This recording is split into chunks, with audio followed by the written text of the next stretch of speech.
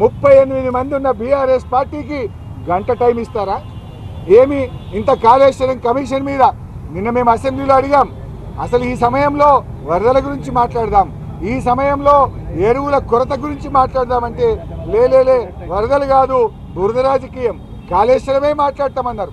అయినా కూడా ఓపికగా ఇవాళ మేము అటెండ్ చేస్తే కనీసం మాట్లాడడానికి కూడా అవకాశం ఇవ్వలేదు.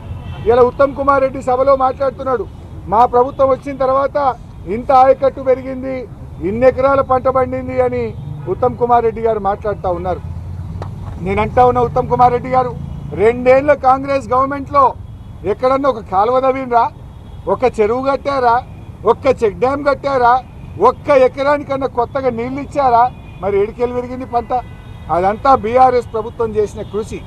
మేము మిషన్ కాకతీయలో చెరువులు బాగా చేశాం, చెక్ డ్యాములు కట్టాం.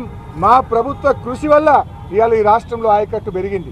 మీరు వచ్చినాక ఇరిగేషన్ శాఖలో ఒక్క ఎకరానికి కూడా కొత్తగా నీళ్ళు ఇయ్యలేదు.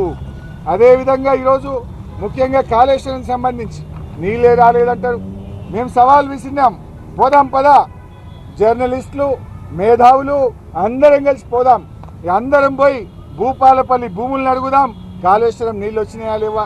అదేవిధంగా మహబూబాద్ డోర్నకల్ తండాలను అడుగుదాం, తుంగతుర్తి సూర్యాపేట రైతులను అడుగుదాం, మల్లన్న సాగర్ నుంచి నిజాం సాగర్ దాకా పారిన నీళ్లను అడుగుదాం, రివర్స్ పంపింగ్లో రిజర్వాయర్గా మారిన వరద కాలువను అడుగుదాం, నడి ఎండల్లో మత్తళ్ళు దుంకిన గలగల బారిన మా హల్దీ, అదేవిధంగా మంజీరా చెక్ డ్యాంలను అడుగుదాం, మురిసిపోయిన మెతుకు సీమను అడుగుదాం, వేలాది ఎకరాల్లో ఆయిల్ పామ్ సాగు చేస్తున్న రైతులను అడిగితే కాళేశ్వరం ఫలితం అందిందా లేదా ప్రజలు చెప్తారు. ఇలా ఉత్తమ్ కుమార్ రెడ్డి నియోజకవర్గం కోదాడకు కూడా కాళేశ్వరం జలాలు వచ్చినాయి. కాళేశ్వరంతో ఎన్నడూ పారని నీళ్లు కోదాడకు కూడా నీళ్లు అందినాయి అంటే అది బీఆర్ఎస్ చేసిన కృషి.